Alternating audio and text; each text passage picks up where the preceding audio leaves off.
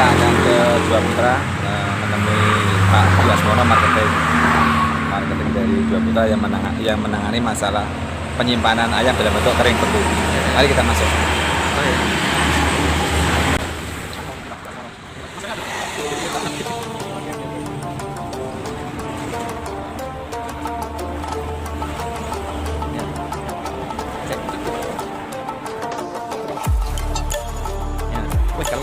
Kalau ya kalau wes.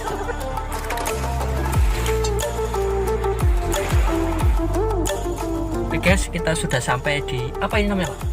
PT Dua Putra. Dua Putra. Kita mau ngapain di sini?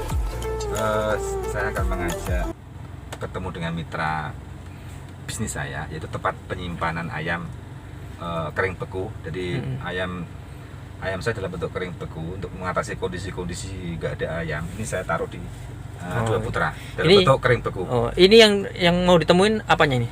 Manajer marketing. Manajer Pak marketing. Asmono. Oh, oke. Mari kita menemuinya. Oke, sip.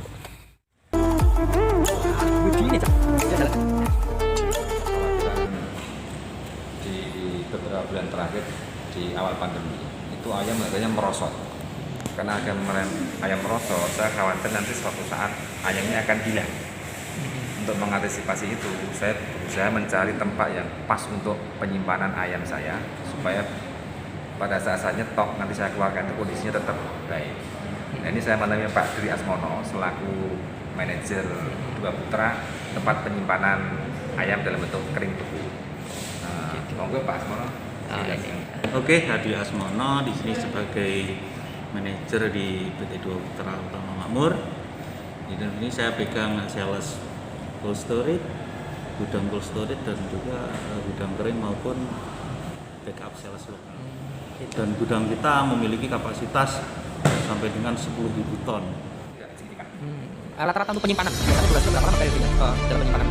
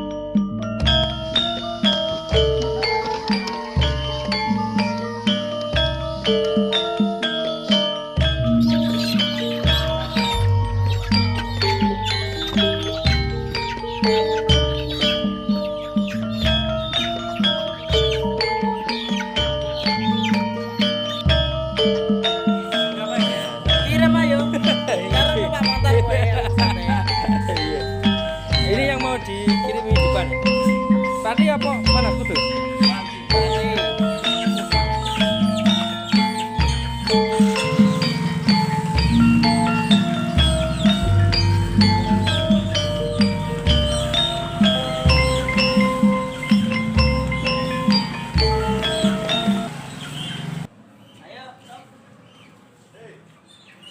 Assalamualaikum warahmatullahi wabarakatuh. Bismillahirrahmanirrahim. Nama saya Sunyoto. Saya ingin sharing kepada teman-teman semua apa yang saya lakukan, apa yang usahakan hingga saat ini. Jadi saya mulai usaha ini di tahun 2007. Saya bermula dari ternak ayam. Jadi saya 2007 itu saya keluar dari perusahaan. Memang kondisi memaksa saya keluar. Kemudian saya merantau ke daerah Pati dan saya berusaha pertama kali itu ternak ayam. Jadi ternak ayam potong saat itu 2000 ekor di bulan Juli, kemudian bulan Agustus saya panen dan ternyata tidak ada hasil. Jadi kondisi saat itu memaksa saya harus bekerja keras karena saya punya anak dan punya istri. Kebetulan istri saya saat itu sedang sakit, jadi saya harus bekerja keras untuk hidup saya dan untuk biaya istri saya. Kemudian setelah rugi, saya berpikir keras gimana caranya supaya saya bisa hidup. Jadi saya berpikir keras gimana caranya, dan kesimpulan saya harus jualan. Karena hanya jualan lah yang bisa menghasilkan uang yang dalam tempo yang cepat dan jumlah yang mungkin cukup untuk kebutuhan saya dan rumah sakit istri saya. Kemudian saya di bulan 9 2007 itu saya memulai menawarkan ayam ke beberapa rumah makan, bahkan sampai saya itu menawarkan ayam dari Pati, Kudus, Demak. Itu pertama kali saya tawarkan tidak ada yang mau sama sekali. Jadi di saat itu saya juga sempat down, bagaimana saya menjalani hidup ini sementara kebutuhan banyak, bagaimana saya menghadapi pandemi ini. Jadi dalam bisnis peternakan itu selalu dihadapkan pada permasalahan yang hampir sama dari tahun ke tahun. Yang membuat pusing para pedagang ayam itu adalah ayam banyak, nggak ada yang minta. Karena bulan-bulan tertentu itu masyarakat itu sangat rendah konsumsinya daging. Kemudian pada saat bulan-bulan yang lain itu permintaan ayam begitu tinggi hingga ayam tidak mencukupi. Itu iramanya seperti itu. Nah, irama yang sudah terbiasa seperti itu akan makin parah kalau ada kondisi-kondisi yang luar biasa. Kondisi-kondisi yang luar biasa itu seperti waktu flu burung. Itu kondisi luar biasa. Artinya apa? Sudah ada irama seperti itu, ditambah lagi kondisi di luar faktor eksternal ya. Artinya dengan adanya flu burung itu sempat masyarakat takut makan ayam, sempat masyarakat bahkan takut, bukan hanya takut makan ayam, takut dekat sama ayam, dan itu mengakibatkan saat itu ayam tidak laku, harga jatuh, peternakan pada bangkrut. Itu tahun 2002-2004. Nah, kejadian terulang di masa pandemi ini. Masa pandemi ini juga luar biasa dampaknya. Jadi di awal Desember, Januari, Februari itu ayam sudah mulai jatuh harganya hingga tembus di angka 10.000 sampai 12.000. BEP saat itu sudah sekitar 24.000. Jadi kerugian per kilo udah 12.000. Jadi bisa dihitung kalau misalnya peternak itu memiliki ayam 1.000 ekor, itu kerugiannya mencapai 12.000. Tinggal ngalikan kalau 10.000 hingga 100.000.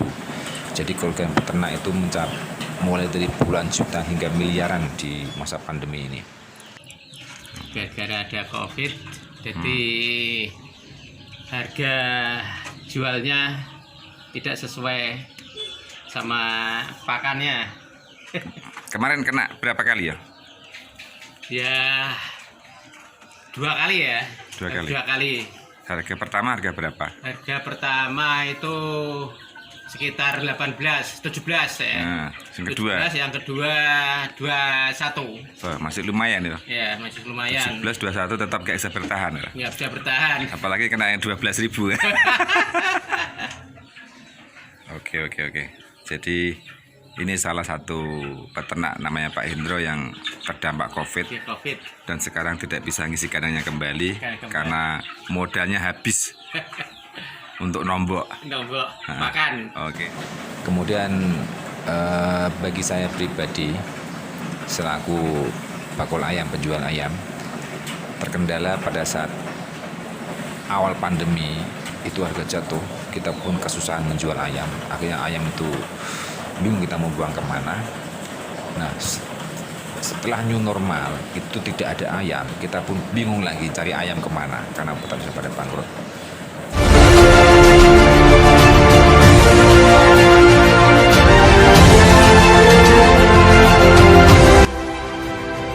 Ya, ini ada tempat kerja saya di mana saya menjalankan usaha peternakan ayam. Oke, mari kita masuk, mulai di dalamnya.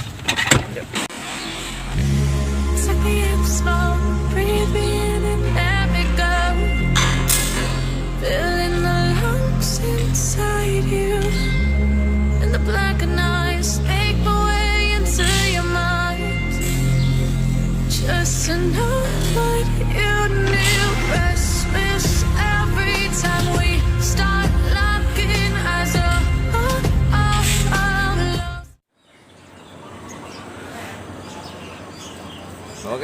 Pagi Mas Bro, merdeka. Ini kebetulan pas menjelang hari peringatan kemerdekaan RI.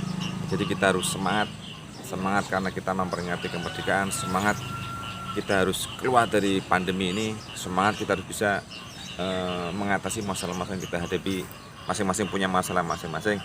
Jadi kita harus tetap bersemangat walaupun dalam keadaan pandemi ini. Oke, saya akan sharing mengenai bagaimana cara saya mengatasi pandemi selama COVID-19 ini. Ini adalah tempat di mana saya akan proses pemotongan sampai nanti makan dan pengiriman.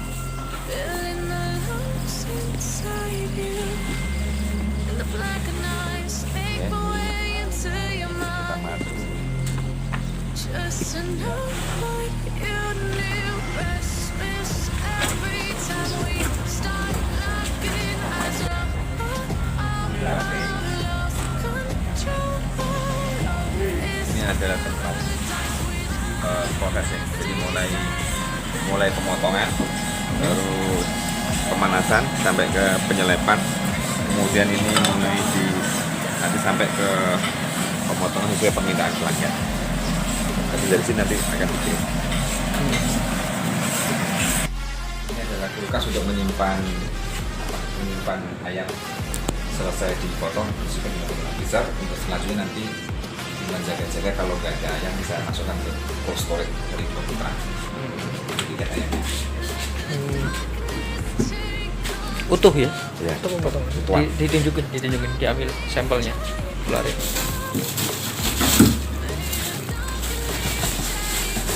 dimasukkan ke Dua Putra dalam bentuk kering beku. Coba pegang dua gini. Ini nanti dimasukkan ke Dua Putra dalam bentuk sudah kering beku. Apa? Pembutuhan sebelum masuk ke cold storage. Jadi sebelum masuk ke Dua Putra itu harus dalam bentuk kering beku. Harus membuka saya di sini. Lalu nanti setelah beku saya kirim ke sana dengan kapasitas mungkin sekitar 1,5 ton atau sampai 2 ton. Oke. Halo. Nah, ini tempat apa ya ini? Iya. Meja kerja.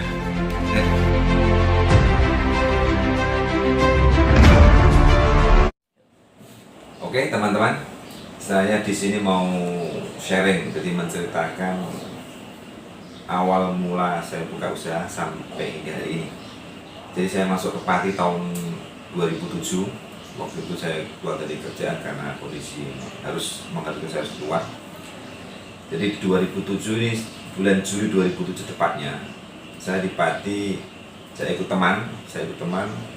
Kemudian saya berusaha memulai usaha saya itu dengan pelihara ayam. Jadi saya masuk Pati bersama-sama teman saya, saya ternak ayam di Pati, dan ternyata satu periode itu saya nggak ada untung, saya nggak ada rugi. Pada saat itu saya nggak punya penghasilan, saya punya anak, saya punya istri. Kebetulan istri saya saat itu sedang sakit, jadi saya harus menanggung beban biaya rumah sakit dan biaya hidup kesehatan saya. Juli 2007 sampai Agustus itu saya panen ayam dan tidak ada hasil. Kemudian saya berpikir bahwa saya ini harus bisa hidup, saya harus bisa kasih makan anak saya harus bisa bayar rumah sakit istri saya. Jadi benar-benar saat itu saya terpuruk, benar-benar saya ini tidak berdaya. Kemudian karena saya gagal di peternakan ayam, saya berpikir begini, saya harus hidup. Lalu apa langkah saya harus lakukan? Saya berpikir akhirnya saya berusaha harus jualan. Kuncinya harus jualan. Jadi saya masih ingat di bulan Agustus akhir itu saya beli motor GX tahun 90, harganya 1.500.000. Itulah saya bawa untuk menawarkan ayam saya mau menawarkan ayam itu dari Pati, Kudus, Demak, Semarang. Jadi saya menawarkan pertama kali tidak ada yang mau. Jadi satu rumah makan pun nggak ada yang mau. Jadi saat itu saya mulai gimana saya menjalani hidup. Ternyata jualan juga nggak gampang. ternyata usaha ternyata juga nggak bisa. Terus saya berpikir gimana caranya supaya saya hidup, karena saya harus hidup, karena ada anak saya, ada istri saya kebetulan sedang sakit.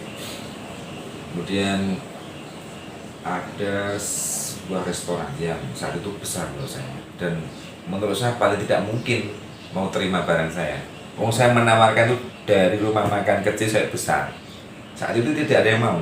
Ini tinggal satu restoran yang paling besar, yang menurut saya paling tidak mungkin, makanya saya nggak berani masuk. Tapi karena yang lain sudah nggak masuk, saya akhirnya memberanikan diri untuk masuk. Dan apa yang terjadi itu luar biasa, bahwa yang saya anggap tidak mungkin menerima tawaran saya ini justru rumah makan inilah yang pertama kali menerima ayam saya, namanya Lembur Puring di Kudus. Dari situ saya mulai kirim ayam, dan ternyata tidak bisa saya bayangkan. Jadi nanti kirim ayam bakal jadi dapat untung, ternyata tidak. Kiriman pertama 15 ekor uji coba itu dikembalikan semua. Kenapa? Karena ayamnya kecil-kecil, kurang besar, kurus. Kemudian potongannya juga nggak pas. Jadi potongan pertama itu pokoknya sangat buruk lah. Akhirnya 15 itu dikembalikan, dan Anda tahu sendiri saya sedang rugi, kan 15 itu saya beli juga. Saya kirim lagi esok harinya, waktu itu kalau 15 lagi dicoba dan berhasil. Dan perlu Anda tahu 15 dan 12 ini saya juga masih rugi karena penawaran saya ternyata lebih murah dari saya beli di pasar. Jadi itu rugi lagi. Terus habis itu suruh kirim 30 ekor. Jadi kiriman yang ketiga ini 30 ekor, itu dikembalikan 6 ekor. Jadi saya rugi lagi juga. Jadi saya berpikir, gimana ini ya, dapat orderan rugi-rugi, nggak bisa untung, bagaimana saya hidup. Akhirnya yang keempat itu saya ingat saya kirim 40 ekor, dan di situ saya untung 40.000. Jadi setelah berkali-kali saya rugi, kemudian saya dapat untung 40.000, itu hati saya menangis. Memang saya satu menangis karena saya terharu, ternyata bisa. Dalam hati saya ini pasti bisa. Kalau saya bisa menemukan barang yang lebih murah, barang yang lebih bagus, pasti bisa untung. Dari situ saya semangat, dan saya cari. Memang di awal-awal usaha itu di Pati ini belum ada ayam pejantan. Di Pati masih ramai di ayam potong. Jadi memang ayam pejantan ini sebenarnya ayam yang belum lama beredar di masyarakat. Jadi saat itu masih langka. Kemudian saya coba mencari ke Semarang di Pasar Kobong itu. Jadi awal-awal mula memang saya ambil di Pasar Kobong. Jadi kalau perlu saya beritahu juga bahwa kalau dagang seperti saya ngambil di pasar itu sangat sulit untuk mengambil keuntungan, karena dari kandang ke pasar itu sudah melewati beberapa broker, kemudian baru ke saya dan ke rumah makan lagi, itu sangat sulit. Jadi saya waktu itu sampai bagaimana supaya saya menangkap ayam ini bisa ukurannya pas, tidak kekecilan, tidak kebesaran. Kalau kekecilan itu dikembalikan, ya rugi. Kalau kebesaran itu ya rugi, karena harganya sudah mahal. Jadi saya harus benar-benar dapat ukuran yang pas. Jadi suatu tantangan yang luar biasa bagi saya. Bagaimana saya bisa mendapatkan ukuran yang benar-benar ideal untuk dikirim. Dengan berjalannya waktu di Pati mulai banyak ayam jantan, kemudian saya bisa ngambil langsung ke peternak, dan itu mulai ada hasil. Kemudian pelanggan dari waktu ke waktu juga makin bertambah, mulai dari warung-warung juga bertambah. Saya masuk ke pemotongan ayam, saya kirim ayam hidup. Jadi saya mulai di 2007, 2009 itu sudah mulai berkembang, 2010 itu saya sudah mulai masuk ke wilayah Kudus, Pati, dan hingga hari ini saya sudah mulai masuk sampai ke Demak. Jadi saya menjalani usaha ini dari karyawan, dari saya sendiri, saya menjalankan sendiri, saya menawarkan sendiri, saya ambil ayam sendiri, saya potong sendiri, dibantu sama teman. Jadi belum ada karyawan, itu di 2007, kemudian bisa nambah karyawan 1, 2, 3 hingga hari ini bisa mencapai 10 orang. Nah, gaji yang saya berikan kepada karyawan saya rata-rata ada 100.000, jadi 1 bulan itu 3 juta, mencapai 30 juta saya menggaji karyawan saya. Fasilitas yang saya berikan pada karyawan saya sesuai dengan anjuran pemerintah, yaitu menggunakan BPJS. Jadi semua karyawan saya masukkan ke dalam anggota BPJS kesehatan untuk anak, untuk keluarganya, dan BPJS ketenagakerjaan untuk kalau ada terjadi kecelakaan di masa kerja. Jadi itu yang saya berikan kepada karyawan saya. Di masa pandemi ini terus terang, karena ayam juga sempat hilang, potongan ayam juga nggak ada, karena nggak ada ayam, otomatis saya memang sempat saya rumahkan ada 4 orang. Jadi 4 orang ini murni saya rumahkan. Yang 6 ini kalau memang kondisi benar-benar sepi, nggak ada ayam, itu saya rolling biasanya. Jadi 6 orang ini pun nggak full masuk. Jadi mungkin satu hari hanya bisa 4 orang, bahkan 3 orang, karena waktu itu kan saya menggunakan cold storage, itu pekerjaannya kan sangat sedikit, jadi hanya mengeluarkan dari freezer kemudian dikirim ke pelanggan, jadi sangat hemat sekali tenaga kerja. Dan saat itu juga orders juga nggak gitu banyak, jadi pekerjaan nggak gitu banyak, jadi saya rolling satu hari hanya 4, mungkin 4, antara 3, 4, 5 orang. Jadi di sini bisa saya sampaikan kepada teman-teman semua bahwa contoh saya selaku memiliki usaha UMKM yang memiliki karyawan 10 orang, itu saat pandemi itu hanya tinggal 5 orang. Jadi kalau kita berbicara masalah kasihan, kita masalah iba, itu sebenarnya luar biasa. Saya merasakan sendiri karyawan saya yang biasa bekerja sama saya, kemudian saya rumahkan. Ada yang saya rolling, itu rolling berarti 1 minggu tidak full masuk. Itu kehidupan mereka sangat pas-pasan.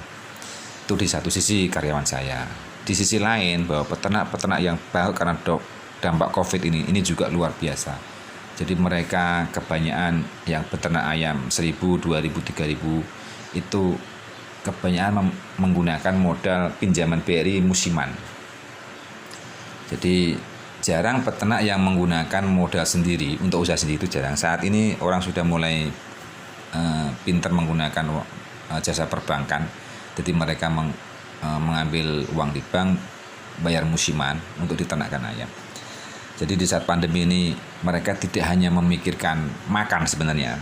Kalau makan mungkin malah nggak dipikirkan sama mereka, tapi mereka bagaimana mereka harus membayar uang yang jatuh tempo nantinya, sementara ayam yang dia beli itu merugi, bahkan modalnya bisa habis total. Jadi itulah makanya saya sangat menentang keras sebenarnya. Cuma tentangan sini hanya di dalam hati, hanya saya ungkapkan dengan orang-orang dekat sajalah, bahwa saya punya pemikiran seperti ini.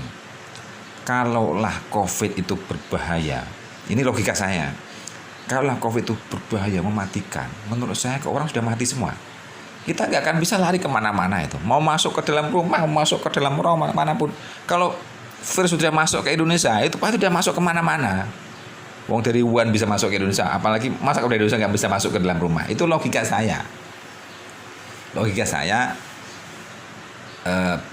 berdasarkan penyebaran virus itu sendiri. Tapi ini pendapat saya. Jadi ini sebatas pemahaman saya. Jadi saya tidak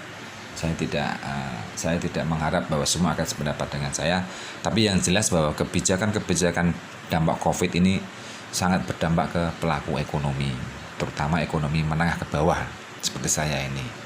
Jadi misalnya waktu di Pati itu ada kejadian Pak anggota Dewan meninggal. Itu begitu dia meninggal, Pati itu lockdown. Masa di lockdown selama 5 hari, tutup 5 hari. Anda bisa bayangkan orang yang di situ banyak orang dagang, yang hidupnya 1 hari untuk makan 1 hari, mungkin 1 hari untuk makan 2 hari, udah gitu masih banyak cicilan ini itu. Selama 4 hari nggak jualan, mati pedagang semua itu. Dan saat itu merasakan juga. Begitu pas saat di lockdown, saya memiliki ayam di rumah sekitar 200, nggak bisa keluar. Saya pun bingung, ini mau saya kemanakan ayam ini.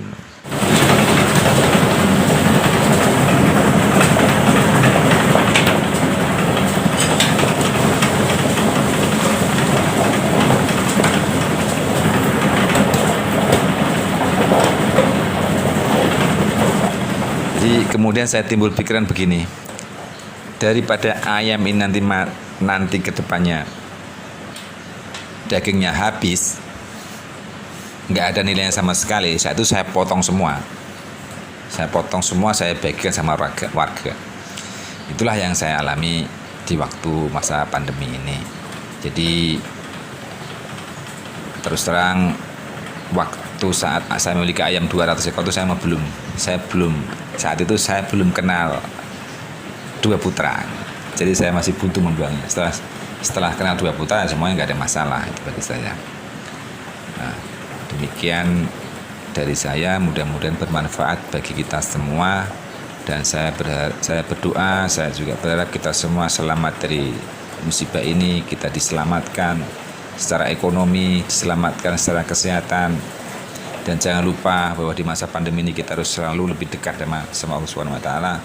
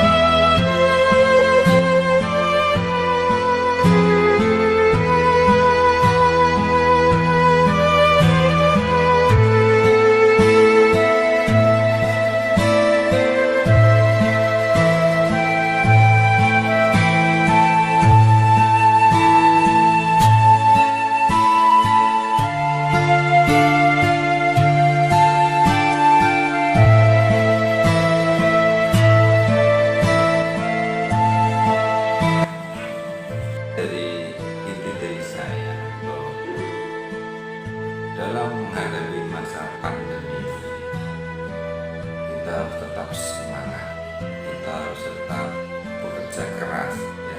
Jadi ini sebagai gambar, kita masih ingat perjuangan para pahlawan dulu waktu perang di Surabaya itu, bagaimana para pahlawan kita itu menghadapi penjajahan yang begitu bersenjatanya lengkap. Kita hanya memiliki seadanya, dan ternyata kita bisa memukul mundur, bahkan memenangkan pertempuran saat itu. Itu diperingati dengan 10 November pahlawan. Jadi kita ini sekarang ini bukan perang melawan Belanda, bukan melawan musuh. Sekarang kita berperang melawan virus, berperang melawan keegoan kita masing-masing. Jadi kita harus menang melawan virus itu. Kita bersatu padu untuk membangun negeri yang besar, negeri yang punya kekuatan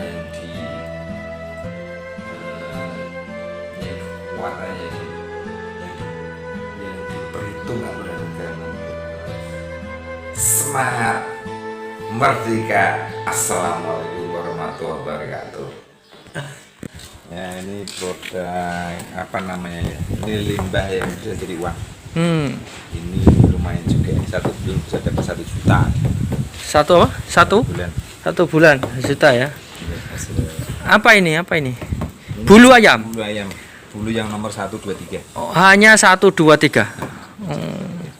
Oh, ini diikat berarti kilonan apa? Per 100. Per 100. Per 100 harganya Per 100 harganya 3.500. 3.500. Oh ya ya ya. Bulu ayam, tapi hanya nomor 1, 2, 3. 1, 2, 3 dari ujung. Ya, dari ujung. 1, 2, 3 ya. 1, 2, 3. Ini kalau nggak ada ini nggak ada orang main badminton. Oke. Sip ya. Foto dong sama ini. Pegang. Oke. Sip. Ini adalah limbah dari selepan itu masuk ke sini. Kemudian saya buat resapan. Resapan terdiri 3, 1, 2, 3. Jadi limbah dari potongan ayam ini tidak ada yang keluar dari sini. Semuanya masuk ke dalam sini semua. Jadi bebas dari bau, bebas dari pencemaran apapun di sini. Oke.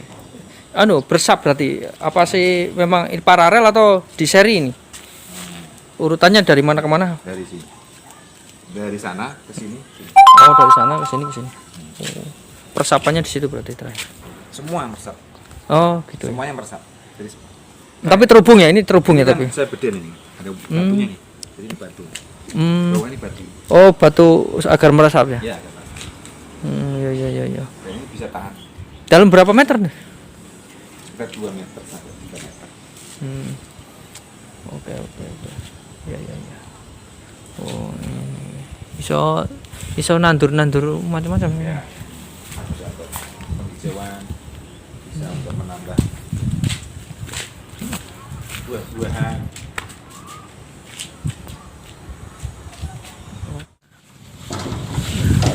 Ya, ngomong aktivitas apa? Oke, ini persiapan untuk berangkat ambil ayam. Jadi satu hari kalau pas masa normal 1 red, kalau rame dia 2 red. Kapasitasnya satu mobil bisa 1120.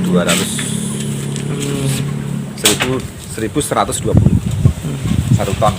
Ini mau ngambil di mana ini? Ini mau ngambil di daerah Batangan, Pati Timur. Oh, Pati Timur.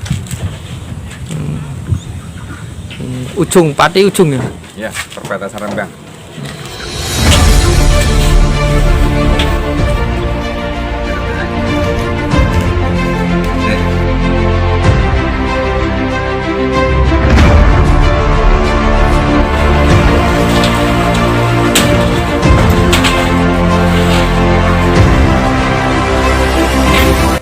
Ya, apapun yang terjadi, saya masih punya keyakinan setiap kali musibah kalau kita tetap mau bekerja keras, tetap mau bersyukur, tetap